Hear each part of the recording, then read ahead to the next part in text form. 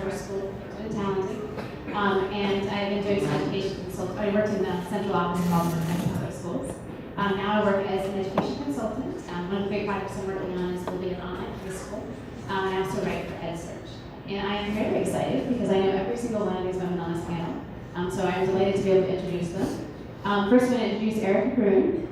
She has had a wonderful career. She started out in education as a school psychologist, and then she went on to run the Group Network. You may have heard of that. And then she went on from there to build up Bravo as well. And now she is the principal at Quatum Media. And then we have Heather Gilchrist, who's also had a range of things in her career, including having worked with Rocket. But so you may have read about them in the Lead Startup book. She right now, and I'm going to actually talk a little bit more about it, but right now she has put together Socratic Labs, which is an incubator locally here in New York City. And then, what did I say about Jess Gartner? Jess Gartner is in Baltimore. She is a former social studies teacher and who is a CEO who's founding her own company, Allovue. And then we have Pete Palenscar, who is also from Baltimore but is now living in New York City. She went through an accelerator in Baltimore, which is the same one that Jess went through, and then now she is recently come out of Heather's accelerator, Socratic Labs. So part of why we really looked at putting this particular group together is we wanted to look at all the different people and the different stages in terms of building an ecosystem, and how different roles actually intersect with those. And so the first thing I'm actually going to ask each one of you is, because all of you at some point were in education, so I'm just going to ask, what made you shift or make a pivot in terms of looking at EdTech right now? I'm Katie Palenscar, and I'm the CEO of Unbound Concepts, and it was really that cliche story of the idea being born out of the classroom. I started my career with the New York City Department of Education as a teacher at PS 112 in Long Island City. And from day one, just like many of you I'm sure can relate, thrown into the trenches without much support at all. And I knew from that moment that just staying in the classroom while I loved it, I wanted to do more with that. And I went on and worked in public, private, charter, started consulting on my own, and kept seeing the same fundamental problem, which was finding out more information about books than just what the publisher catalog provided, and not having the capability to sit down and read 500 books and match them to my students. And so that's how Unbound Concepts technology was born. And I'll let Jess. I think as we talk about an education technology ecosystem today, part of what makes that work is having a variety of people in different roles who are all playing to their individual strengths. And I think the way that that ecosystem reaches the optimal capacity is when everybody is in their role that gets them up out of bed every morning and drives them to do the best work that they can that's best aligned to their strengths. And pursuing Allovue came from an idea that kept me up at night, and it was what I was really passionate about and also really terrified to pursue. And Katie was actually one of the first people that I reached out to because I knew that she came from a very similar background and thought, if maybe we would have similar journeys. If she was able to make this happen, perhaps it wasn't totally out of the realm of possibility for me to follow that path as well.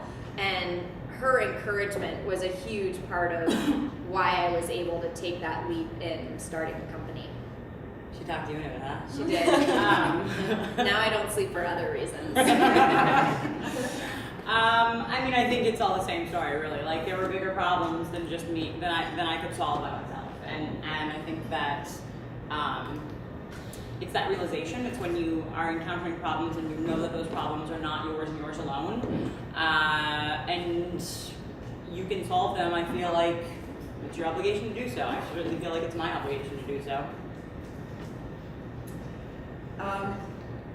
So my name's Erica Gruen. I really work primarily helping lots of companies, big and small, devising strategies and implementing strategies for them that help them grow faster, save money, and make money. And I spent most of my life actually in the media and entertainment industry at a large ad agency, starting one of the first digital ad agencies there, in fact, Saatchi & Interactive, and being involved with startups from my very first startup out of college at the age of 21, hired into a school district north of New York City as a language arts teacher to start up a new education curriculum at that point in time. Ungraded curricula was the big rage, and we invented a curriculum in 6 weeks, and then I was thrown into the classroom to teach it to 125 kids. And that was my first startup as a young person, and I've gone on to startups in cable television and in digital, and then running Food Network and starting foodnetwork.com. My whole media and entertainment career, really, though, when I look back on it, in television was really involved with non-scripted, reality-based kind of television and education television. And someone at the New York Times once wrote about me that my strength was knowing how to give personality to information. And that's how I think of my contribution to the education sphere, really, is helping people in education bring their ideas to life and make them engaging and communicate that. And when I came back to education, sort of officially in EdTech about 6 months ago, it just felt like home to me. I mean, I feel like this is the next big wave, certainly in terms of impact on consumers and kids and parents and families. After cable, after the internet, what's the next big thing that's going to really impact people, and it's education. And I just that's how I came back to it. We're very fortunate for me, I've met some just unbelievable people and incredible entrepreneurs. So that's why. Okay, we're going to start out with talking about what makes a healthy EdTech ecosystem. There are a number of different communities out there who are kind of working at this, and they're all really kind of in progress. I'm going to actually start with Heather, because she's building that, and is working on building that in New York City for quite some time, and has been helping actually Baltimore communities in this as well. I love giving people my. Is this on? Does anybody have a problem hearing me without it on? All right then. Okay, so. There's a button right there if you want to tap. Yeah, it's totally off. Yeah, the button. Oh, there's a button? Yeah. Yeah, I swear. Technology. I swear I'm smarter than I seem right now. Okay. Okay. So I've been talking to other people in other areas of the country and other cities across the world through what we have done. And it's great. I get to tell people my opinion. It's really get to tell people what to do. No, more seriously, so should I start with why I did this or what we did? Okay, all right. So, long story short, I've been in educational technology for quite some time. I, was the founding director of academics at Rocket, and the whole we launched Rocket because we were in test prep and we felt like it wasn't. There was a great opportunity for technology to really democratize the test prep industry, where we weren't just we weren't just working with students who were going to do just fine getting into college anyway, because they had plenty of resources. So from that early beginning, the thesis at Rocket was all about community. It was all about students teaching one another. It's social learning, essentially. And so I've always been a really big fan of learning communities. Over the years, jumping back to graduate school and then running a technology fund, seed stage fund that was not education specific, I really started missing education, and I never really separated from Rocket. I just kind of went dormant as I went back to grad school. And so as I started missing educational technology about 2 years ago, I got back involved with, Rocket was the global presenting sponsor of the Startup Week in Education vertical. And in October of 2011, Katrina and I were both at one of the very first Startup Weekend EDU events. How many of you guys have been to a Startup Weekend? How many of you don't know what Startup Weekend is? Okay, Startup Weekend, quite simply, will change your life. Change fund. Yeah, seriously. So like really briefly stated, Startup Weekend it's an international not-for-profit. They run experiential entrepreneurship education events, basically. You go in on a Friday. People, for a regular event, for a non-education focused event, people register in one of three buckets, either developer, designer, or business person. Go in on Friday, pitch your idea, teams form, work on it Saturday, go do some customer validation, and pitch to a panel of judges on Sunday. And so when we launched when Farb, one of my partners in everything I've done for the last decade, really kind of spearheaded the Startup Weekend education vertical, we take that model then and apply it to education. So there's a fourth bucket of registrant. You can also register as an educator. And on Friday night, when you're pitching ideas, before an idea can become a team, it has to be educator approved. And so this series of events has been really, really awesome. We were at that very first event, and we were sitting in the mentor room that weekend talking about our own experiences as education entrepreneurs, and kind of sharing war stories with other ed entrepreneurs we knew and people we had talked to. And we really looked at the ecosystem, and other accelerators just don't have the time or the bandwidth. Most of them don't have the expertise, and the ones who do usually don't have the time or really any interest in focusing on all the harder issues in education, things like outcomes and educational policy and any research. And so, if you're just trying to build a product and it's consumer facing and it doesn't have to be validated and it doesn't really have to prove anything, it just has to get parents to buy it from the App Store, then a regular program is fine. But if you're really trying to work with schools in a meaningful way, any startup that is trying to work with a school in a meaningful way needs more than that 3-month program that's focused on product and pitching. And so we set out to build that, and that's what we've been doing. And I think the key element, the key thing that really distinguishes us did distinguish us early on, and now there are several other people who are kind of doing the same thing other places. But we really believe in a multiple stakeholder community where, yes, there's a persistent community, and I think that persistent community is really important so that there's always a home base for educational technologists, because educational technology companies don't really get to an interesting inflection point in 3 months. It just doesn't happen. But more importantly, we're not going to solve really big problems in education by throwing a couple $1,000s at a couple of hackers who kind of code in a closet for 3 months. We need to involve educators in really meaningful ways from day one.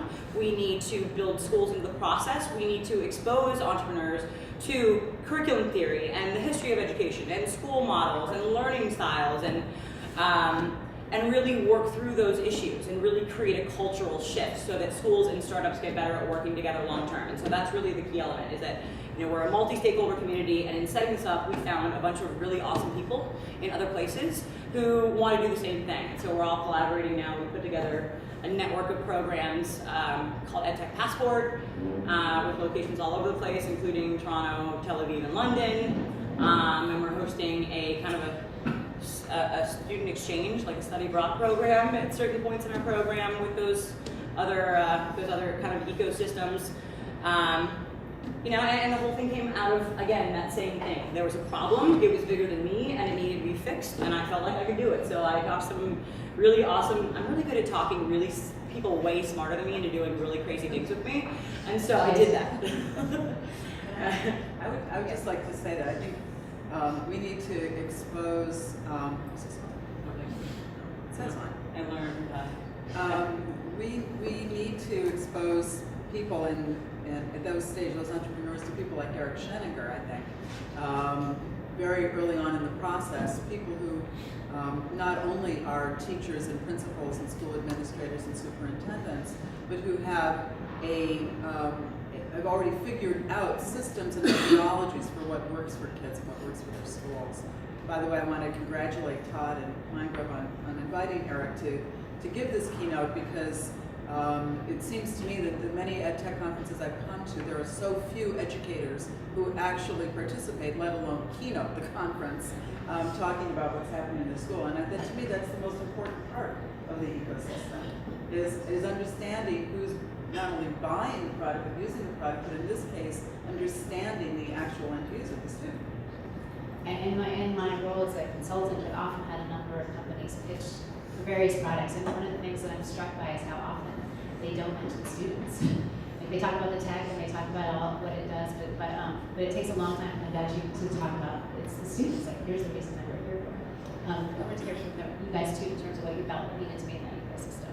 I think the most important thing Heather said is this idea of being educator approved. Very few people who have ever ridden an airplane have the gall to jump into the space of building products for aeroscience engineers, but for some reason, everybody who has ever had a K-12 education thinks they're an expert on education and thinks that they understand the level of nuance of problems and challenges that educators face. And there are so many products on the market. I can almost tell you without looking at the team, I can tell you at a glance whether that product was built by or with educators. Because it's very clear based on like very evident things from a product, whether educators had a say in how that product was built. And not that we want to take educators out of the classroom, but educators don't need to come out of the classroom to be involved in this process. And I think one of the really crucial things that Heather is working on is building a community of educators that companies can work with on a regular basis. It's not talking to a teacher once, it's not talking to a principal once, it's making them a critical part of the agile development of your product until it works for them. I think, just really fast to expand on your analogy. Nobody would fly on an airplane that someone who's only also flown on airplanes built, correct? Yet parents and students buy technologies that were built by people who have only ever sat in a classroom as well. So I think that's even a better analogy than the doctor analogy people usually use.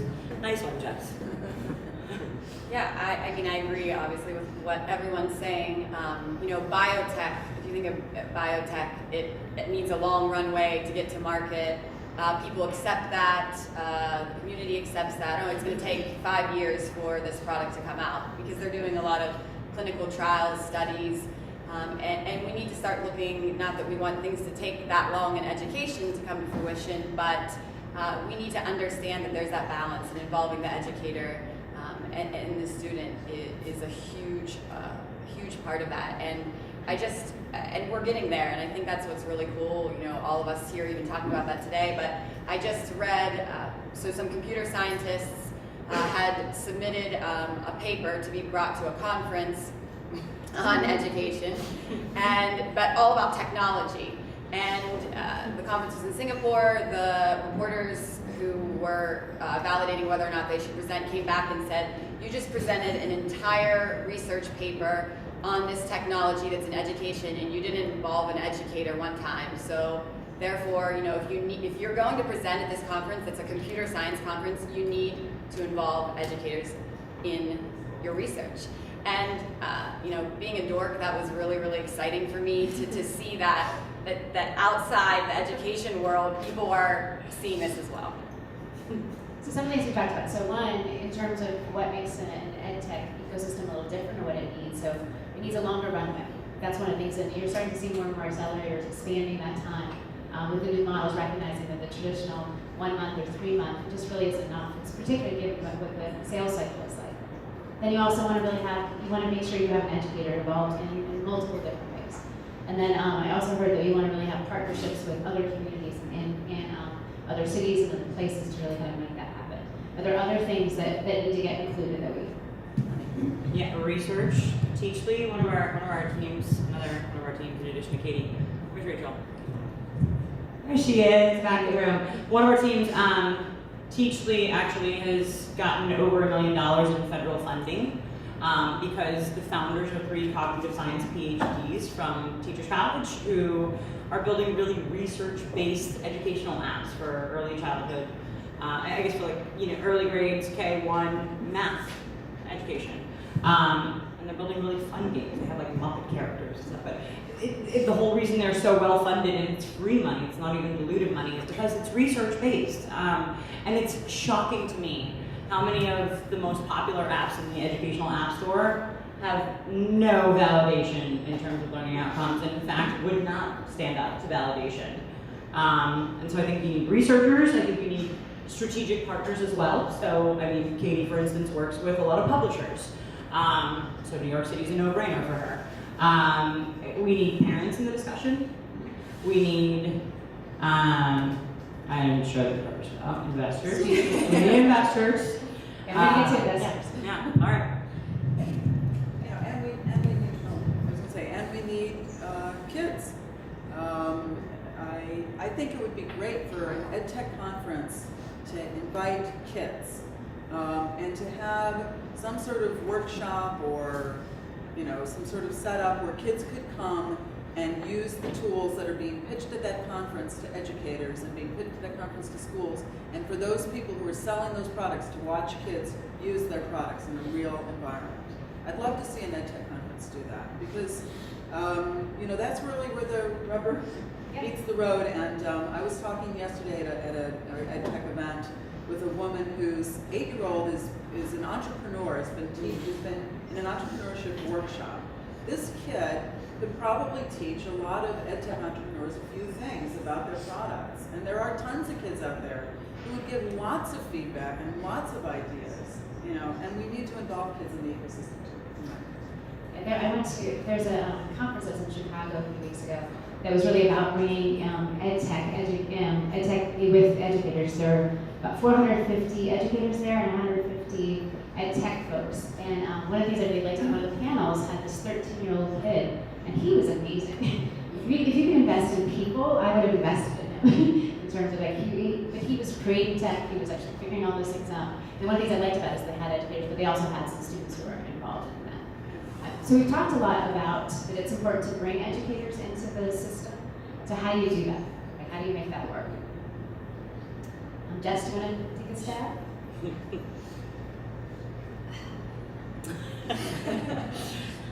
Well, again, I would have to credit Katie as probably being the number one reason why I was able to take that leap of faith from educator to entrepreneur, because the stories that you hear are frequently people coming from a different type of background. They're coming from a business background, or they're coming from a technology background. And I did not have the confidence in myself that I would be able to drive the growth of a company, never having done it before.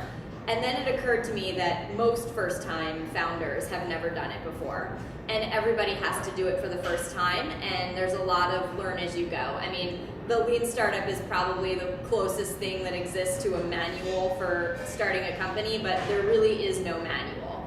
And being able to see someone who is very similar to me be successful in that role was a huge part of helping me visualize myself in that role. And I think we need to tell those stories more, and we need to create this pipeline of support and mentorship, and also put the resources out there. I mean, coming from a background as a teacher, unfortunately I did not have like stockpiles of cash laying around to feel confident in quitting my job with benefits and taking this huge leap of faith. And fortunately, there was a program in Baltimore that Katie steered me towards. It's called Accelerate Baltimore, and while it was not comprehensive in meeting every need, it was a huge igniter for me, and it kind of gave me a little bit of runway to get started and get my feet wet. And you know, having that pipeline of having seen Katie come from a similar background and go through that program and be successful and guide me through that process. I think I text her 150 times a day. But that mentorship and that support network is so important. And I think in turn, Katie texts Heather 150 times a day. And we both text Neil, who is the person who runs Accelerate Baltimore, about 100 times a day. So I think, you know, having this community of support, it's hard, I think, in a country that so values individualism and independence and self-starters and this whole like pull yourself up by the bootstraps model to think more communally about this process. But I think that these communities are what will make this happen, and you know, I think that's the reason that Startup Weekend inspires so many people, because from day one all the way up to day 3, you have this built-in community of people in different spheres of making this happen. And I did not do Startup Weekend, I actually did Education Hack Day in Baltimore, but that experience absolutely changed my life. Being able to show up somewhere and voice an idea and see it be brought to life in 3 days was a life-changing experience for me. And I think that, coupled with the support and mentorship and encouragement in the community, made this a realistic option for me. I'm going to ask a difficult question. This is one thing I think that those of us in EdTech are trying to really get into schools struggle with. In terms of this market, teachers listen to teachers, principals listen to principals, superintendents listen to superintendents. So if you want to get your product, one, if you just want to try it, if you want to just try an early stage, or if you're at a point where you really want to do a full-on pilot, what works in terms of getting into schools? Well, so we have like really fancy partnerships with a whole bunch of really impressive organizations, but the truth is those relationships with those big organizations take a really long time to flesh out, because they require big cultural shifts. We work really closely with the iZone, the division of New York City Schools that focuses on schools that innovate with technology and learning models, but the truth is it's still a public school system, essentially. It's a sub-district, and I jokingly say that we are in a committed relationship with New York City Schools, but it's an open relationship, and we cheat on them with individual schools. Because what they can't do is, they can take us on a field trip to go visit schools and talk to educators and observe students and see what's working and see what's not working and talk to people, but they can't say to a school, okay, you have to pilot this thing now. Because there's so many issues involved in that. I think, for starters, we can't just expose kids to entirely experimental stuff. Yes. So that's one hurdle that startups really have to clear. More importantly, because teachers are so pressed for time and schools are always pressed for money, the thing I hear most often from teachers and from administrators is not that they're afraid to try stuff because they think it might fail. They're afraid to try stuff because they think it might work. They might fall in love with it, implement it, go through all the cost and time, spend all the money and the time it takes to implement this technology, and then it will pivot or fail. And so startups need to be de-risked a little bit more before they can go and pilot with schools, or there needs to be a safe environment. So I think a lot of that really still depends on relationships, but we're working with, and that's why I'm really excited about this whole network we have, because we're working on creating structured programs that take a startup and can pilot it in a couple of schools that are kind of safe zones, after we've already de-risked a little bit with some research partners, and then scale that, take that and move from something that is being tested in 3 classrooms to something that's being tested in 25 classrooms to something that's in 100 classrooms,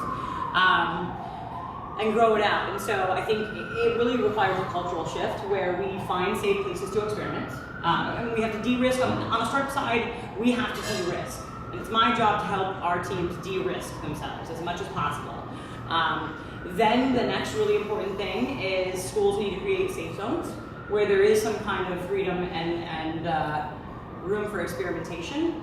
And then I think it's up to both of us, up to both sides, to really build a culture of trust. And I think that's what so many programs, even programs that are starting to realize they need to pay attention to educators, like, oh, afterthought, let's talk to some teachers. Because it really so much comes down to the individual teacher, what's actually going to be used in a classroom, we have to build a culture of trust. And so we went to, like, for instance, when we went to, one day we went to a field trip to a couple of New York City schools, and our teams were not, I did not pitch their products. They had to just go and listen and talk. And 6 of our 8 founding teams had recent former teachers on the teams anyway, and this haven't had an active teacher. The 8th one wasn't building a classroom product, but still, they're not in classrooms now, and there's still a lot to be learned by observing and Into classroom. yeah, and so they have to just observe and listen. I just had a radical idea, which was in terms of de-risk, to partner in the ecosystem with toy manufacturers like Mattel or Lego, because they have very extensive and expensive learning labs where they bring kids through all the time to test their new products. And it would be very cool to partner with someone who had that kind of learning lab, focus groups, that kind of ongoing research into what kids like and how they use it, and expose them to new EdTech products in a partnership. Actually, Isn't that radical? And one of the things that, having been a principal, and Erica probably agreed with this as well, is that the stakes are really high in terms of bringing things in working with students. If kids don't learn how to read, for instance, on the program that you're bringing in, that's hard to fix. It's hard to get that time back. So so that idea of the de-risking, I think, is really crucial in terms of being it. It's also what I call the IBM problem. Principals will not get in trouble with going with IBM, even if that's not the best product out there. But if something's new and fancy and it doesn't quite work, then that's a really big risk for principals. And given the nature of kind of the high stakes right now, that's hard. So anything we can do to kind of pull that through. I do want to actually get to investors, because that's another big piece of this conversation. So the investor market is challenging for EdTech. It's complex. It's often more complex than other markets. Sales cycles are long. They're often convoluted. The users are often different than the buyers. So what is it that we can do to kind of increase the capacity in the investor community? And I'm going to throw this one to Pete. Yes, so we raise seed money, and I can say now without breaking the law that we're raising our second round. That being said, I mean, it started, you know, I come from, I have limited finance background, and going out and raising money is a completely different ballgame, and especially as the ecosystem, what we're talking about, is shifting. So we see more investors getting into EdTech, and what does that mean? And so I've kind of, to get myself through the process, have made like a mission of, well, I'm going to be rejected 5,000 times, but I'm educating investors and giving them information about what is going on in educational technology, and that's one way that I get through the process. But I mean, we talked a little bit about it, but you know, when I walked in, I got the bag, and you know, vocabulary.com, all the information was in there, and there was a bibliography. I was just looking through it, backing all the research and everything that had gone into that product. So that's completely different than, you know, an app that took 30 days to launch that's in the App Store. It's a consumer app. So investors are looking at how quickly can you get to market, what's the risk, how big is the market, do you have a clear business model? In an education technology, it's not necessarily clear right in the beginning. You have teachers, parents, students, who's paying, who's buying. And so we have to, again, we just have to really keep the message going and explaining that to investors. And so for me, even some of the investors that are part of our company now ask me about companies. And I try to explain to them, not just from like quickly, oh, this is what this company does, but how their model works and what it will look like. So they can start applying those same principles when they look at companies. It's a completely different investment ballgame. I will accept cash, check, PayPal, be at the back of the room later. Really, Bitcoins. Yeah, Katie's, you gotta kind of, I was talking to somebody earlier where it's like, you have to expect that you're gonna get like, you need like one positive for every like 8 negatives just to like keep you going the next day. Most education technology, particularly the solutions that are really trying to disrupt the system and create something where there was not something before versus an iteration of something that currently exists, does not have the traditional hockey stick growth that investors are used to seeing. And I totally agree with Kate. I feel like I'm doing sort of like an education tour sometimes. Yeah, it's like a public service of sorts. Because when I talk to educators, I barely get the 10th word out of my mouth when they're like nodding their head up and down, like, is that ready yet? Can we have it? Like, how fast can you build this? And when I talk to many investors who are not as familiar with the space, they're like, what do you mean that's how schools are operating now? And I have to actually show them. You prove it. Yeah, I have to Talk to an actually educator. show them evidence of what the status quo is today for them to believe me. And then that's like an entire conversation that has to happen before we can even start to talk about the business plan or anything related to the investment. So I was saying yesterday, I wish Katrina would just win the lottery because she understands the space so well. And if we had like a seed fund that was run by teachers, I think the investment community would look very different. Because the other thing that Katie brought up that I can't stress enough is that the more attractive investments tend to be smaller scale or shorter term solutions. So the most attractive investment options are not necessarily aligned with the most innovative or disruptive education solutions. And that's a really big gap that we need to find a way to fill. One last question. So we spend a lot of time in the EdTech community on the West Coast and the East Coast. Do you feel like there are differences between East Coast and West Coast investors? Yes. Same. I'll do like a 30-second answer. So, okay, on the West Coast, money is a lot looser, which can be a good thing and a bad thing, right? So like educational technology is super popular right now. It's so trendy. Like, it's good to see all you pretty people here, right? But it's and the nice thing is, so many of you who I know in the audience are like hardcore EdTech people who aren't doing this because it's trendy, which is really reassuring. West Coast people love trendy stuff. And it's great for early stage entrepreneurs who look trendy. If you're building a local mobile social app, totally go to California. You will get funded in a second. I guess maybe that's not so true this year. It was very true last year.